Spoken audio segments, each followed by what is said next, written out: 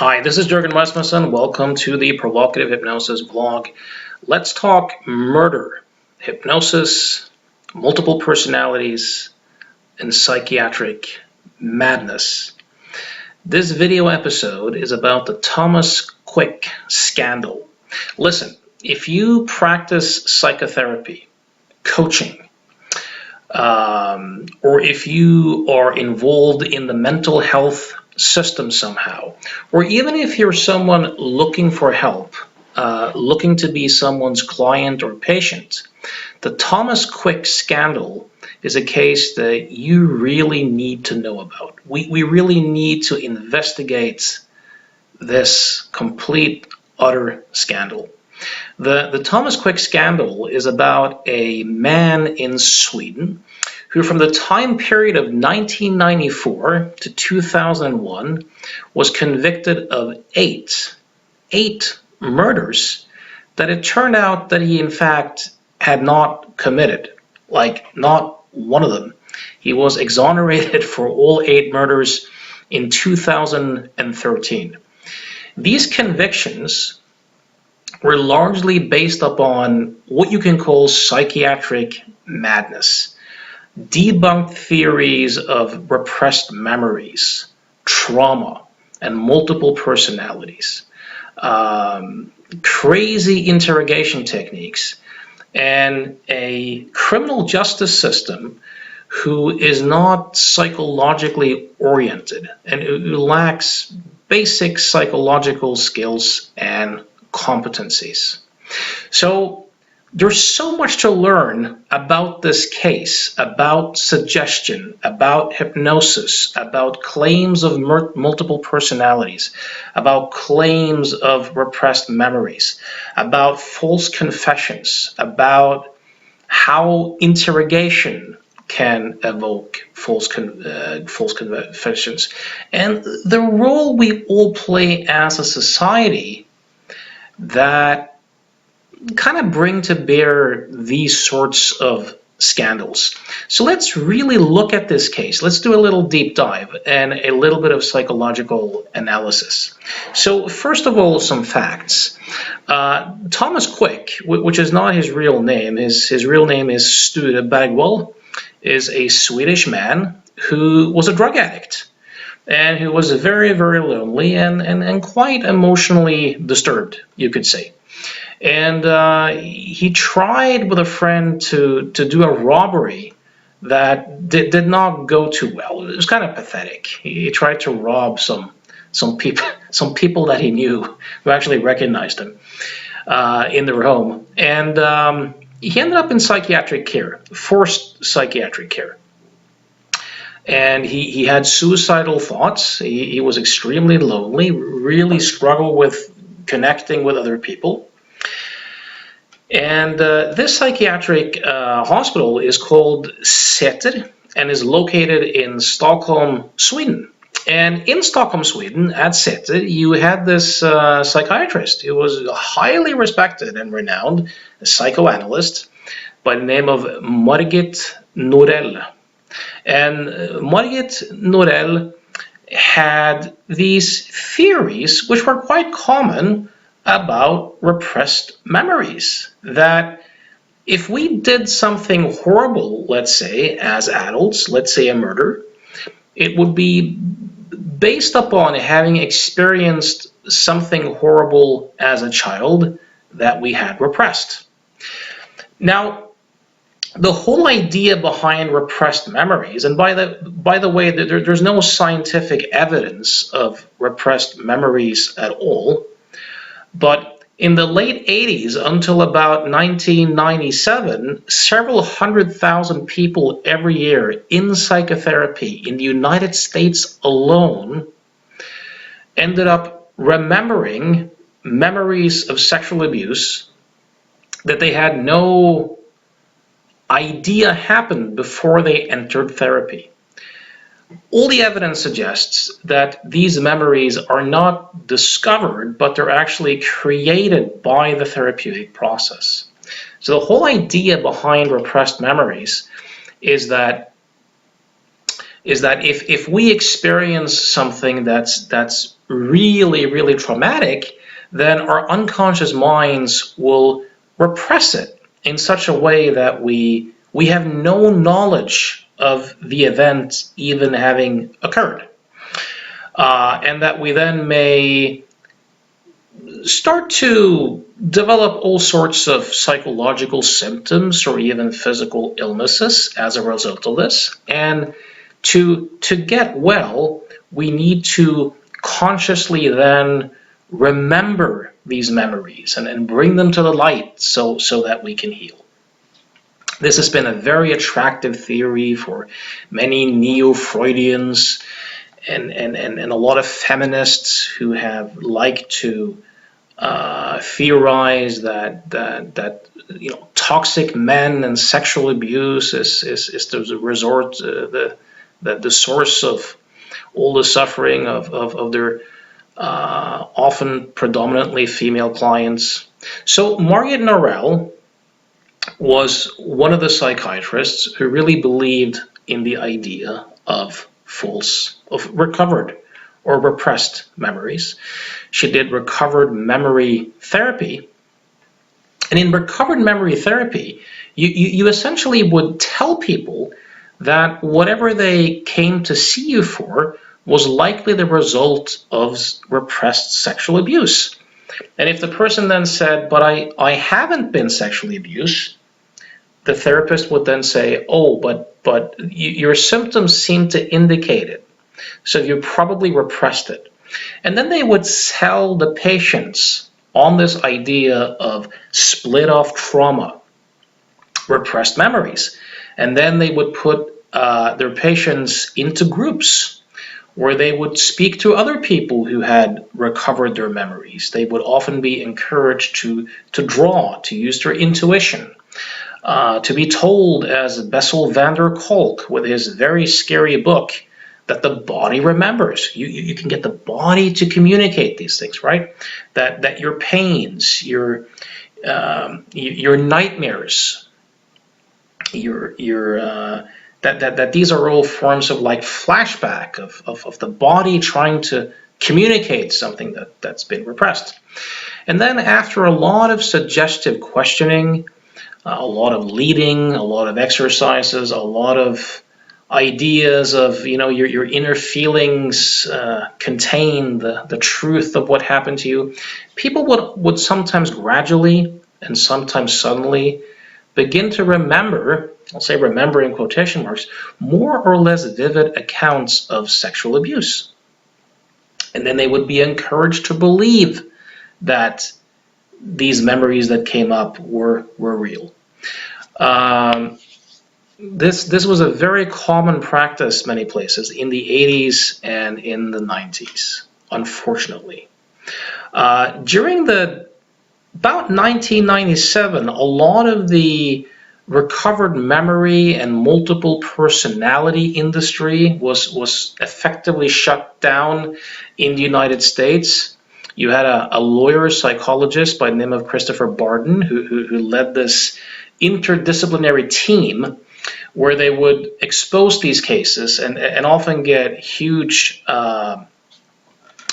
settlements to people who had been victimized by unscrupulous psychiatrists. And insurance companies, hospitals stopped largely engaging in this. So a lot of that industry has shut down. Now a lot of that industry today is the trauma industry and the PTSD industry, which I'm going to make a subsequent video on later.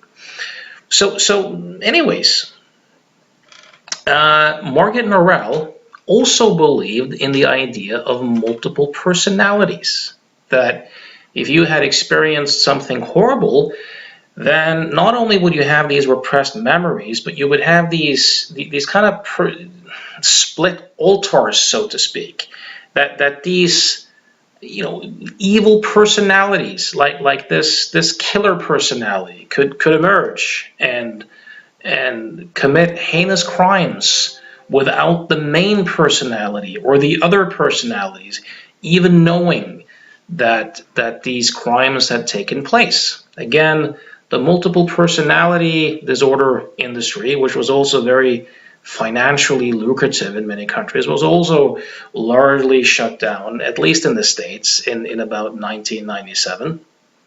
But the ideas seem to live on in our culture. So back to Sture Bergwall. So he's lonely, he's a drug addict, and you have this psychiatric institution where a very respected psychiatrist believes in and enforces these sorts of theories. Now, Sture Bergwall discovered that if he started to tell stories, dramatic stories, that he would get a lot of attention from the nurses, and he would be rewarded with more drugs. And he really liked benzos. So he'd start alluding to having done certain things, and he got a lot of attention from the nurses, and he got a lot of attention from Margit Norell, and subsequently this Swedish detective who had studied in the States, profiling, stuff like that, serial killers. And Norell was convinced that horrible things had to happen to Sture Bergwall, and so he kind of utilized this, right? Hook, line, and sinker. Like, who knows who exploited the other one the most? But Margit Norell and her team started digging for repressed memories of horrible things happening, using very suggestive techniques, using even hypnotic regression work, drugs, and not only would they dig for memories, they would dig for multiple personalities. So the way you would evoke a multiple personality, by the way, this idea that multiple personalities is the result of trauma that was so horrible that your psyche had to split it off, this is all nonsense. Multiple personalities are the result of suggestions in therapy. They're created in therapy, the same way that these recovered memories of sexual abuse were. So how would you do it? Well, you would start off by perhaps saying stuff like, do you ever feel as if there's a part of you that kind of did this independently of you? Like you had no choice in the matter, or you just couldn't help yourself? Like maybe like when you were driving, have you ever noticed that you can drive for 20 minutes and then you're home in your garage and it's as if someone else did the driving? And you start to build up these sorts of examples of doing things but not quite seeming that it was you who did it. And once you get the patient to kind of accept this idea, you start calling forth these parts. And you start to suggest that maybe this part has a name, or what does this part want to be called? And then you start to refer to these various parts by name. And you reward the person with drugs and a lot of attention whenever they respond this way, and you kind of reject them when they don't. Now, some people, of course, will just play along. Other people are suggestible enough that they start to reenact the role. And remember this too, it's a very, very attractive role, attractive game, because you get to eat your cake and have it too. You know, a bit like with repressed sexual abuse memories, you can, if your life hasn't quite turned out the way you wanted to, imagine being able to discover that these horrible things happen to you. And now you have this alibi, you know, you're this victim, or you're this survivor. So you could have done stuff in life, right? Your life would have been very, like if you have some narcissistic tendencies or some sense of entitlement and your life hasn't quite turned out the way you wanted to, man, what an alibi. What a wonderful way to displace blame and to be able to say, look, my life could have been brilliant, but these awful, horrible things happened to me, and I have no responsibility, right? So multiple personality was kind of sexy, you know. It was kind of like you're really special by having all these multiple personalities. You get a lot of attention, and you know, and of course you're not at all accountable for anything that you've done, but you're still kind of this movie star patient, right? So for quite a few personality tendencies, this can be quite attractive. So it's hard to say how much of this was Margit Norell's idea and how much of it was Sture Bergwall's idea. But Sture Bergwall started to admit to having done murders that he hasn't done. And all the information that he would give as an altar, right? As this split personality. I think one of the name was Stanley. I think one of the personality was Stanley. The other one had some other English name as well, but Norell and the team would like call out Stanley and this other killer, and he would talk about how he killed various people, unsolved murders, of course. But all the information that he gave to Norell was information that was already in the media about these murders. Now get this. The guy is locked into psychiatric care involuntarily. He's suicidal. He's on a shitload of drugs. He's doing, you know, regression work and all sorts of stuff. So let's say that we had, and of course, a lot of people, especially people who lean to the left politically, but probably most people believe that Scandinavia is like the progressive haven, right?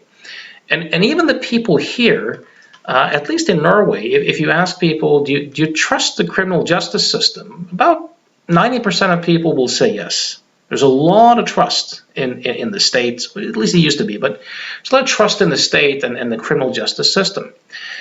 Now, if we really had functional criminal justice systems, if you could, as a psychiatric patient, invent a story of having committed a murder that you had nothing to do with, like no DNA, no witnesses, no motive, you don't even have any special information. If you could get yourself convicted for one murder like that, that would be like a miracle, right? You could maybe say that, okay, this was an honest mistake. For some reason, he hallucinated some quirky detail that only the murderer and the police could know, and based upon that and that alone, he got convicted. Maybe that could happen if you had a system that was worth trusting. But Thomas Quick, as he called himself, took responsibility for 39 murders. I think 39. He ended up getting himself convicted not once, but 8. Like 8 times out of 8 possible runs, right? 8 times out of 8.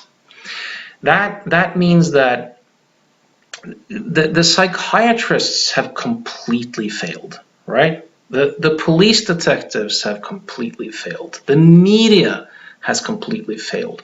The lawyers, the judges, in instance after instance, like just a complete collapse in all chains of command. This is kind of fascinating, right? Now, here's the interesting part.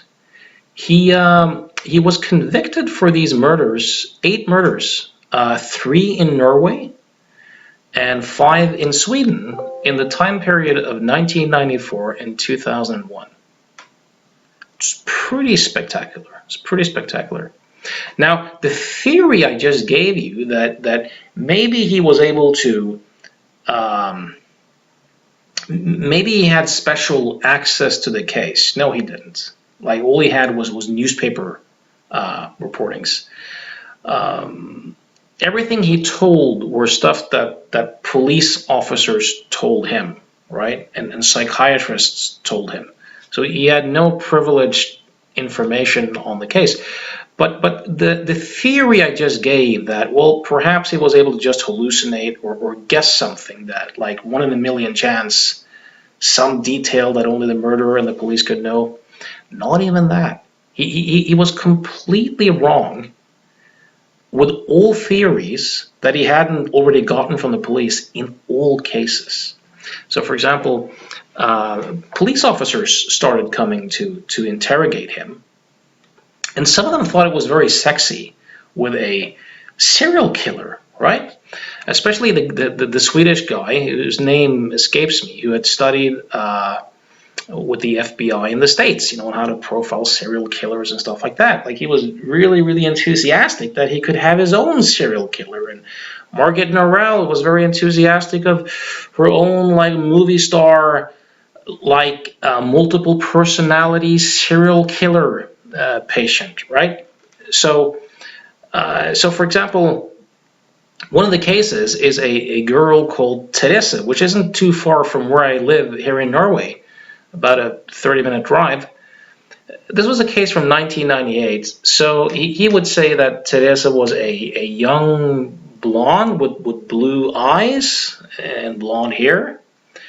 No, she wasn't. She was, half Norwegian, half something else, completely dark hair, as far from blonde as you could get. And he would say that it was beautiful scenery in Fjell, in Drammen, in Norway. It's like concrete blocks. There's no beautiful scenery. And he had said it was a very sunny, beautiful day. It had been the most cloudy day in a decade. So all his details on all cases were completely mistaken. Now, the police officer started saying, look, we don't think this guy, we think this isn't. But Margit Norell would then sell them the psychiatric horseshit, which was that, no. You see, he has a conscience. So he has to severely unconsciously distort it to be able to say it. So the more it doesn't quite fit, the more it's actually true. Now, the police officers bought into this and went, right. Well, if wrong means right, then this guy is as right as you can get. So Norell and the detectives trained him. They would evoke these multiple personalities and memories, and then take him out into the fields and have him demonstrate how he did the various killings. Now, of course, he completely missed in terms of how he was going to do these killings. So the police officers would say, Thomas, this, maybe we should try again tomorrow. Or wasn't that rock over there? So they would actually coach him so that the whole thing kind of became right. And of course, his lawyers were completely okay with this, and he confessed, and he got convicted. Now, this idea of multiple personalities, I mean, even if you go back to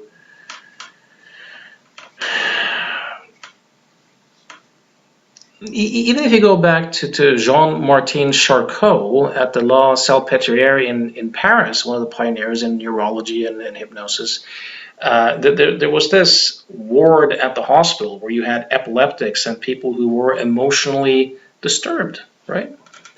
And what would happen there was that a lot of the people who were emotionally disturbed would imitate the epileptics. So Charcot thought that he had a new disease going on called hysteroepilepsy, where the patients, like he thought that he had discovered something, but the patients would evoke these epileptic symptoms on cue based upon suggestion. And then he would show them off to other medical doctors and psychiatrists. And then they would have those expectancies seeing other patients who were highly suggestible, and then they would respond these symptoms on cue as a result of suggestion. This is the big problem with hypnosis. It changes based upon what you think it is. It has a tendency to change and evolve depending upon what you kind of suggest that it's supposed to be. It wasn't before a student of his called Joseph Babinski started to notice that, wait a minute, if you don't suggest it and you don't give it attention, it has a tendency to die off.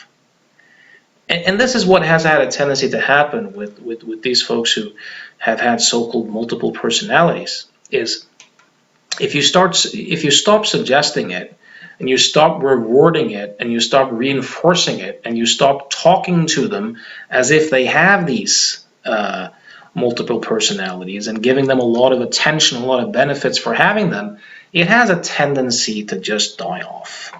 Same with a lot of this repressed memory stuff. Now, what's really interesting, because the question is, what can we learn from this? Well,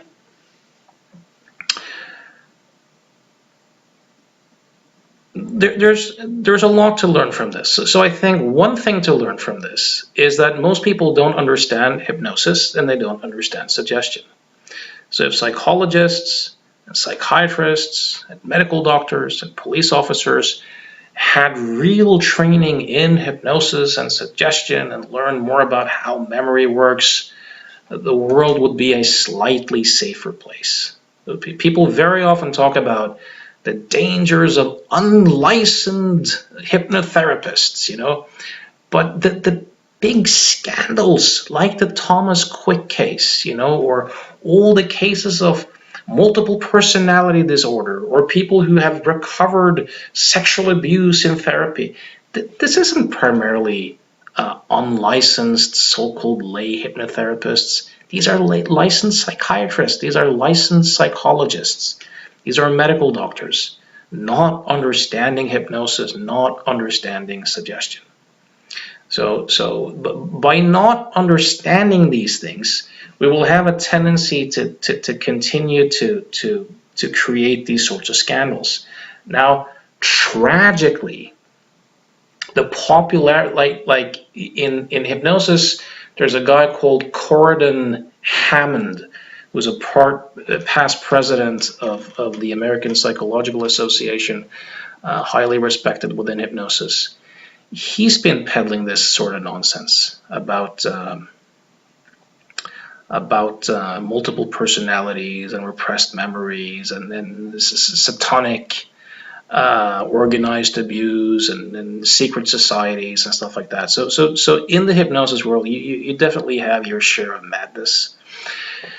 Even though the multiple personality disorder and recovered memory therapy centers largely being shut down in a lot of the Western world, there's still plenty of cases. There's still plenty of cases, and it's still very much alive in our culture. Like, for example, just these days, if you watch a TV series like Law and Order, you'll see these sorts of themes still being acted out as if it's legitimate. If you watch a series like The Keepers, you'll see this nonsense being implicated. If you watch the Jessica Biel series, The Sinner, you'll see this sort of nonsense still being purported. And if you see the wildly popular book on trauma, the Body Keeps the Score by Bessel van der Kolk, which a lot of people cheer for, you'll see this poisonous type of thinking still being encouraged to a large extent. So we really need to bring awareness around this. Now, what's really interesting to look at too is that Margaret Norell had this idea that he had to have seen murders in his childhood. So they evoked memories of him eating part of his unborn fetus brother, the fetus of his unborn brother called Simon, and that his murderous rampage was now his attempt to like rebuild Simon. All right, I'm not making this up. This is actual psychiatry. This is actually something you can get convicted in court based upon this craziness, right? And Thomas Quick's siblings actually went to the police and went to the court and said, look, this never happened. We lived in the same household. Had no interest in listening to them whatsoever, because that didn't fit the theory. Didn't fit the theory. Now, did the system...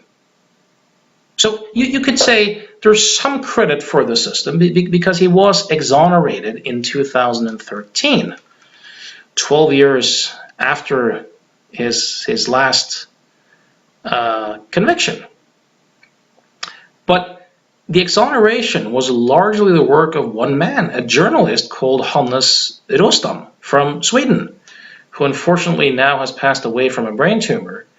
But he was a rare kind of journalist who was able to think for himself, who was able to do some independent thinking, and who started to discover that this whole case didn't quite make sense. So he started visiting Thomas Quick, he started looking into the case, and a recent movie was released called Quick on this case here in Norway. I don't know if it's going to be out in Europe in English, but I really hope so, because the movie is so important.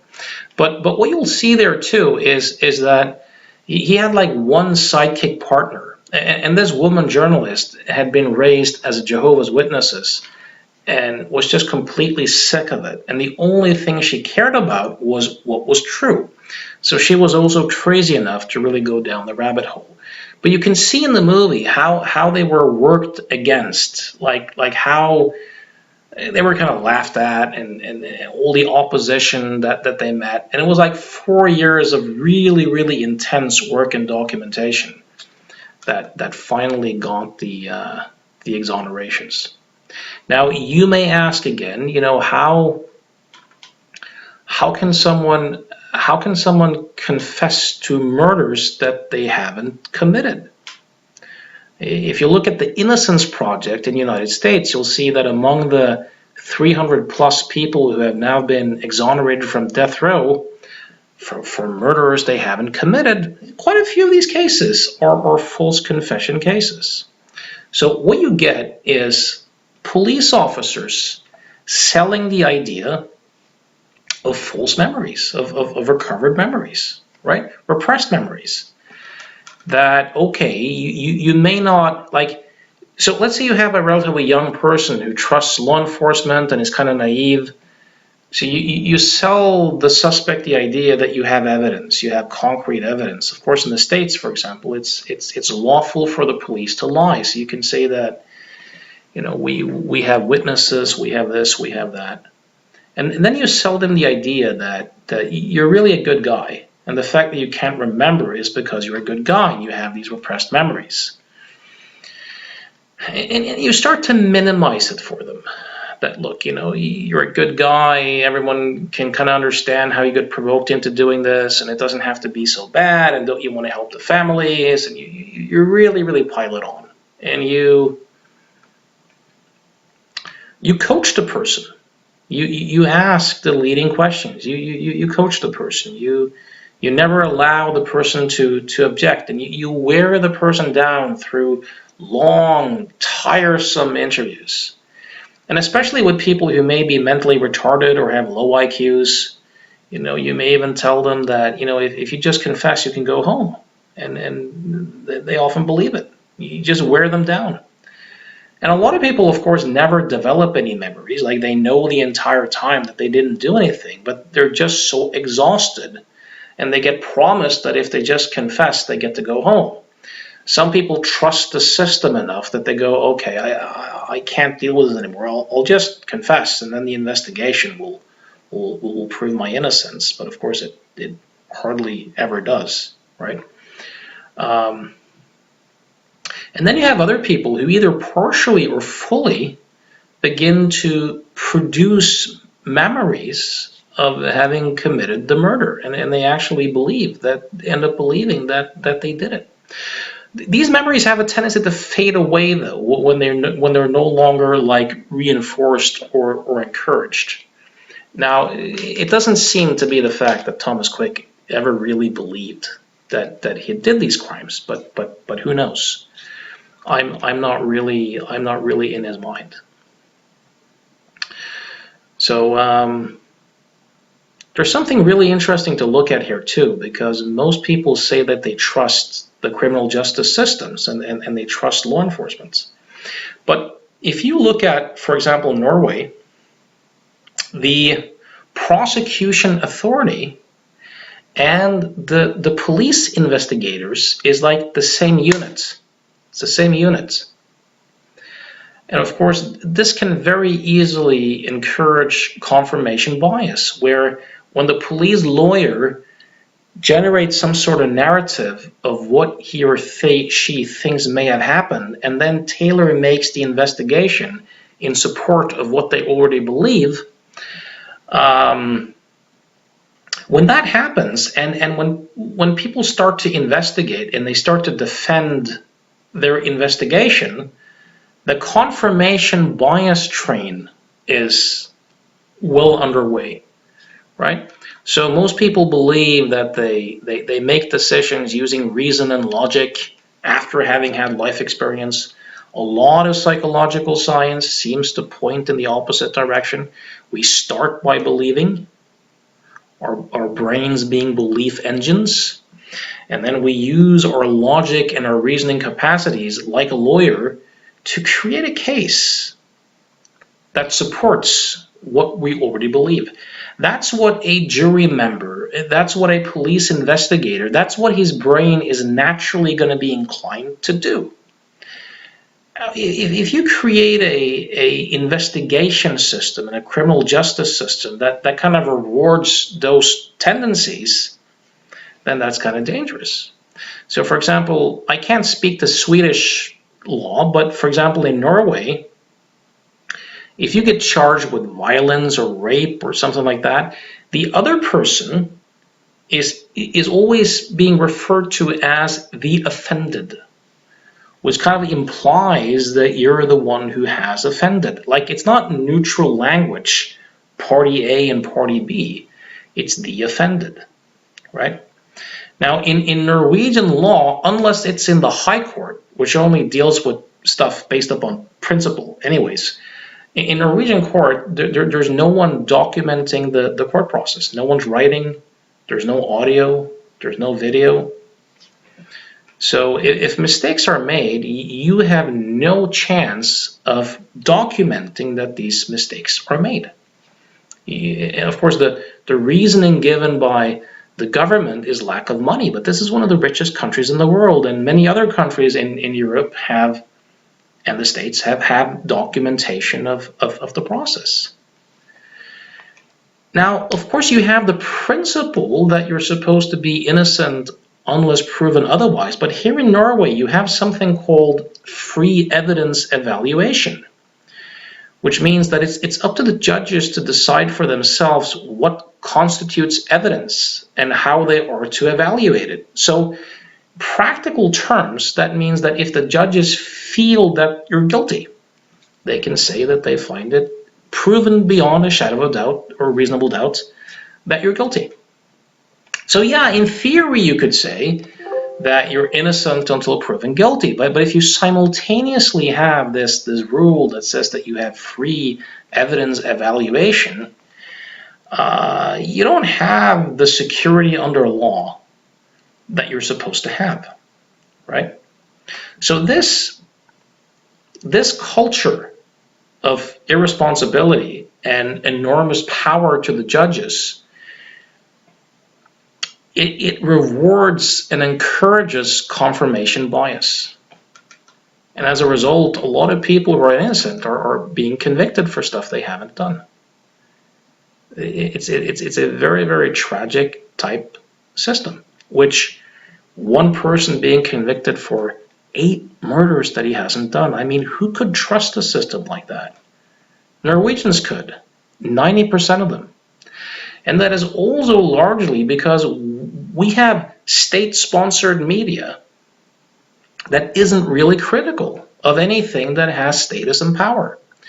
So our state-appointed media is kind of a mouthpiece for these institutions and systems. They're not really doing news reporting; they're doing propaganda. They're trying to raise the sheeple with the proper values, right?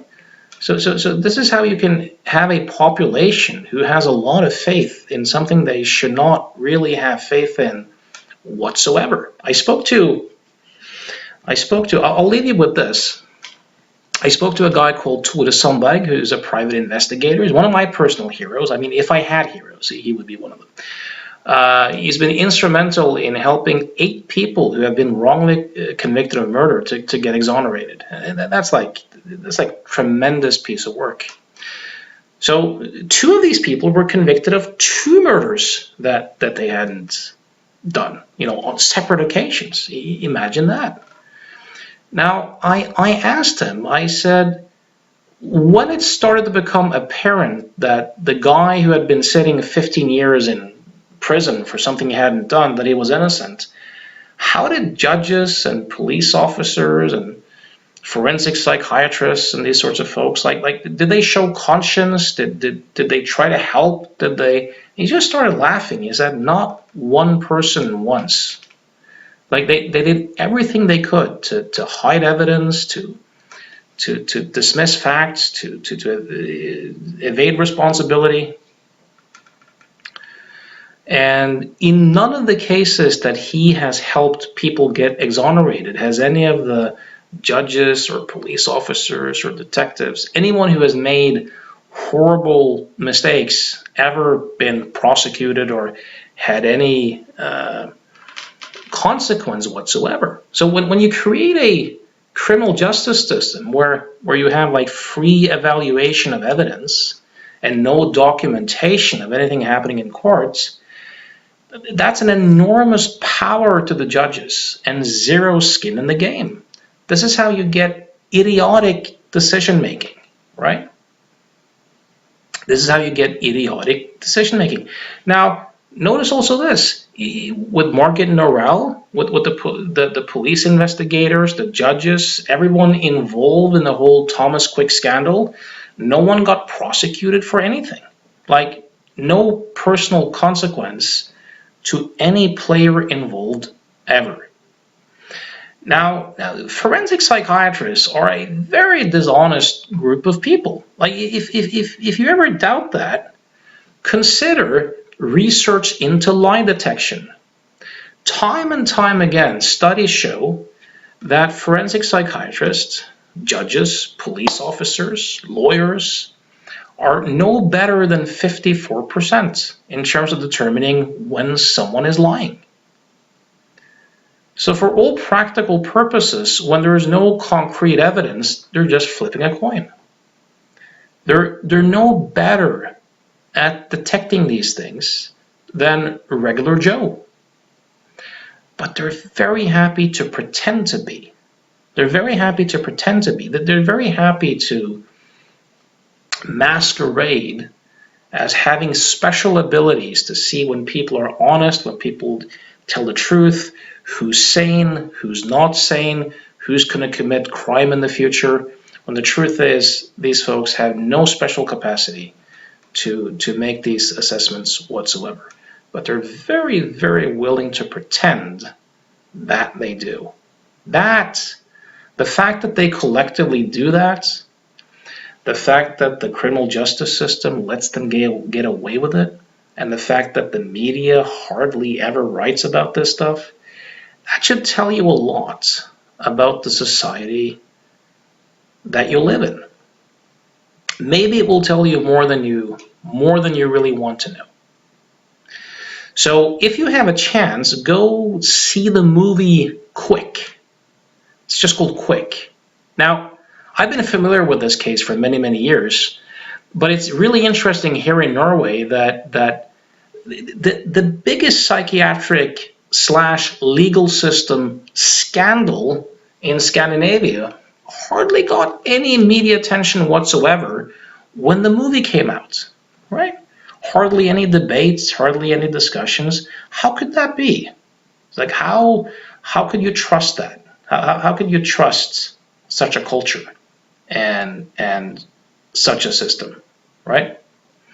And the book written by Hannes Rostam, the journalist who almost single-handedly got this thing exonerated, he's a hero. He's a guy you should know about. He's a guy you should be learning about in school.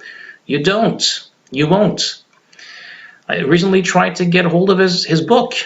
Couldn't get hold of it. That's a bit strange. Anyways, I hope this video was slightly uncomfortable, and that it may